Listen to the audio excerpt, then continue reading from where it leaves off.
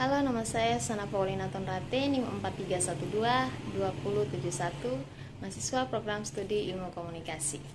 Dalam video kali ini, saya akan menjelaskan pemahaman saya tentang 6 pokok pembahasan dari mata kuliah pengantar jurnalistik. Dan video kali ini juga bertujuan untuk memenuhi nilai ujian akhir semester saya pada mata kuliah pengantar jurnalistik. Yang pertama, sejarah perkembangan jurnalistik di dunia maupun di Indonesia. Kita bahas pada sejarah perkembangan jurnalistik di dunia. Pertama yaitu Akta Diurnah atau papan pengumuman yang dimana pada saat itu digunakan oleh Romawi kuno pada tahun 100 sampai 44 sebelum Masehi dan pada abad ke-8 Masehi. Di Cina muncul surat kabar cetak pertama dengan nama Qingpao atau Qingpao, artinya kabar dari istana.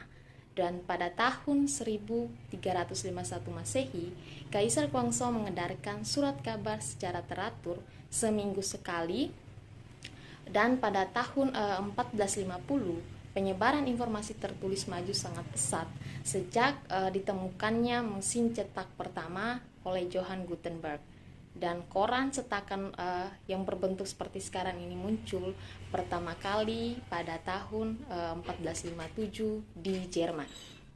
Kemudian pada tahun 1493, salah satu peristiwa besar yang pertama kali diberitakan secara luas di surat kabar adalah pengumuman hasil ekspedisi Christopher Columbus ke benua Amerika.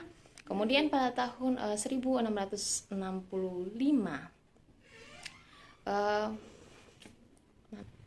pada tahun 1665 Masehi, surat kabar cetak yang pertama kali terbit teratur setiap hari adalah Oxford Gazette di Inggris.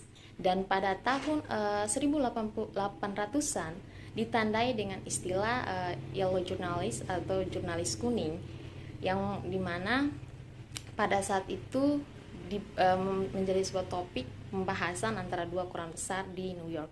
Kemudian pada pertengahan 1800-an mulai berkembang organisasi kantor berita yang berfungsi pada saat itu untuk mengumpulkan berbagai berita dan tulisan, kemudian didistribusikan ke berbagai penerbit surat kabar dan majalah.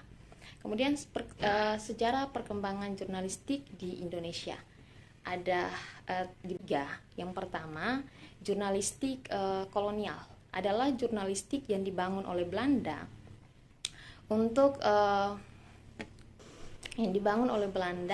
pada abad ke-18 yang ditandai dengan munculnya surat kabar bahasa Belanda pada saat itu. Kemudian yang kedua, jurnalistik Cina yang dibuat oleh seorang keturunan Tionghoa dengan menerbitkan surat kabar sebagai media penghubung dan pemersatu kaum Tionghoa di Indonesia pada saat itu. Kemudian yang ketiga, jurnalistik nasional yang dibuat oleh anak bangsa dari Indonesia sebagai media perjuangan dan pergerakan kemerdekaan pada abad ke-20.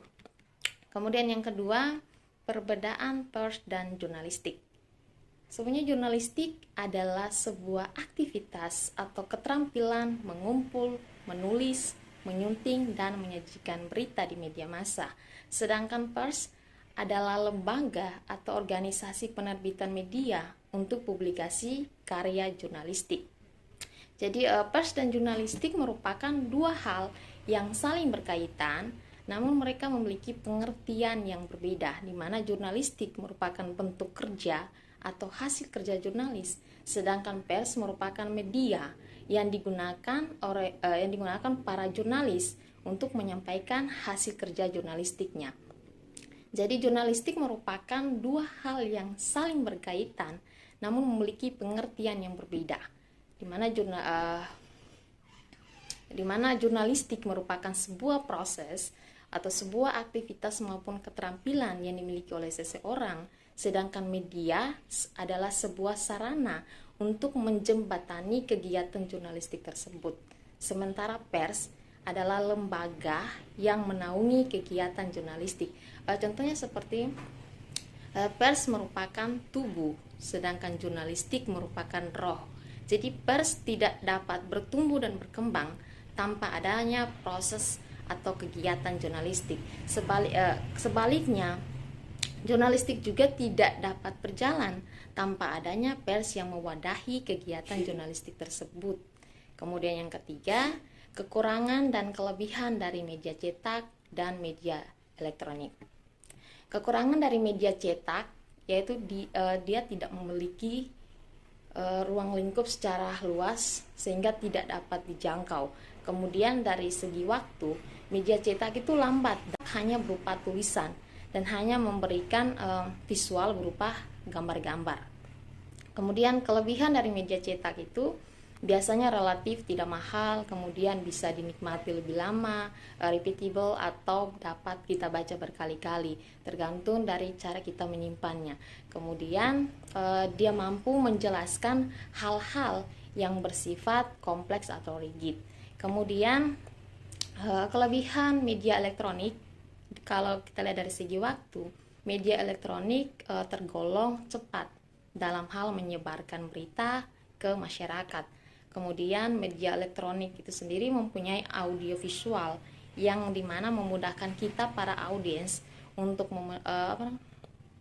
memahami berita, terutama pada orang-orang yang berkebutuhan khusus atau disabilitas.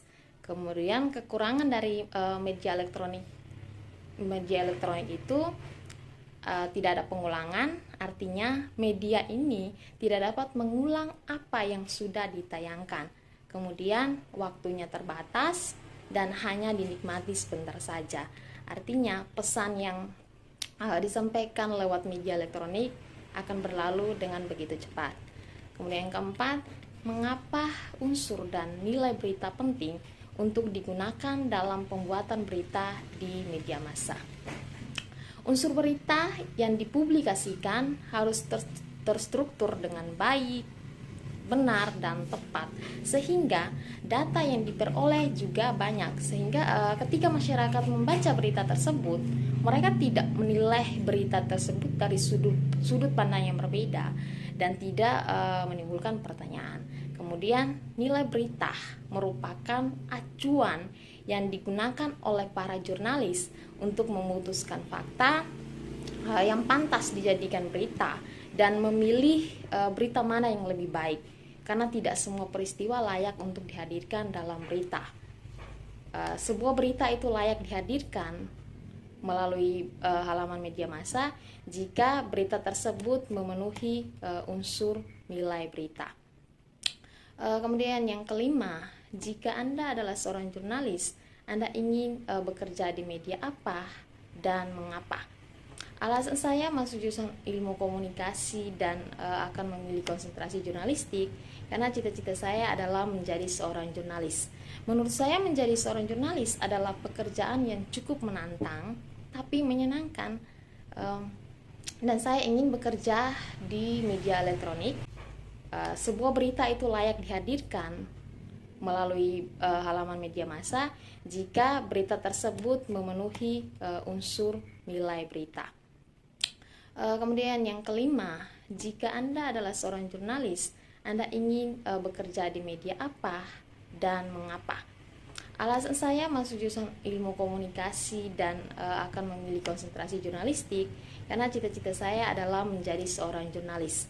Menurut saya menjadi seorang jurnalis adalah pekerjaan yang cukup menantang tapi menyenangkan, dan saya ingin bekerja di media elektronik karena saya sangat tertarik dengan dunia jurnalistik, karena menurut saya pekerjaan jurnalistik cukup menantang tapi seru karena kita kerja sambil liburan gitu.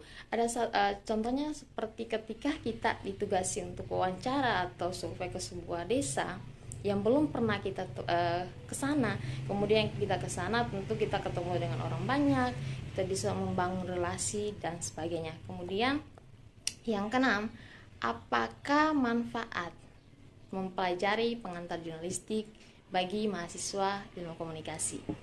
Kalau saya secara pribadi, banyak hal yang saya pelajari selama 1 semester ini, mulai dari belajar tentang sejarah perkembangan jurnalistik baik di dunia maupun di Indonesia. kemudian mempelajari tentang unsur-unsur berita, mempelajari tentang bagaimana cara kita memproduksi, mengumpulkan, menyeleksi dan mengolah informasi yang memiliki nilai berita dengan akurat dan menarik. Sekian dan terima kasih.